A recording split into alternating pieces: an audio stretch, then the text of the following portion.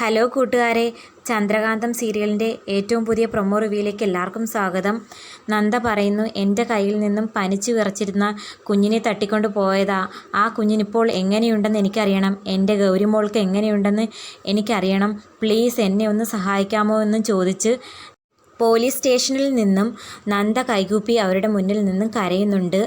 ഇതേ സമയം ഗൗരിമോൾ ഗൗതത്തിനോട് പറയുന്നു, എനിക്കൊരു പ്രോഗ്രാമിനും പങ്കെടുക്കാൻ താല്പര്യമില്ല.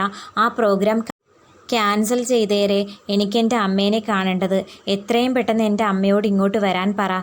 എനിക്ക് അമ്മയെ കാണാതെ ഒരു നിമിഷം പോലും നിൽക്കാൻ പറ്റില്ലെന്നും പറയുന്നു. അത് കേട്ടതും ഗൗതം ആകെ അങ്കലാപ്പിലായി. ലക്ഷ്മിയമ്മയ്ക്കും സമാധാനിപ്പിക്കാൻ പറ്റാത്ത അവസ്ഥയാണ്. അത് കാരണം ഗൗതം ഗൗരിമോൾക്ക് കുറേ കളിപ്പാട്ടങ്ങൾ വാങ്ങിക്കൊടുക്കുന്നു.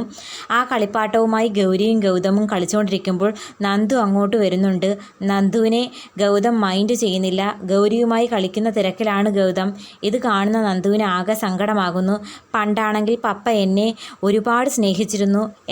എന്നാൽ ഗൗരി വന്നതോടെ എന്നെ തിരിഞ്ഞു നോക്കുന്നില്ലെന്നുള്ള തോന്നൽ നന്ദുവിനെ വല്ലാണ്ട് സങ്കടത്തിലാക്കുന്നു.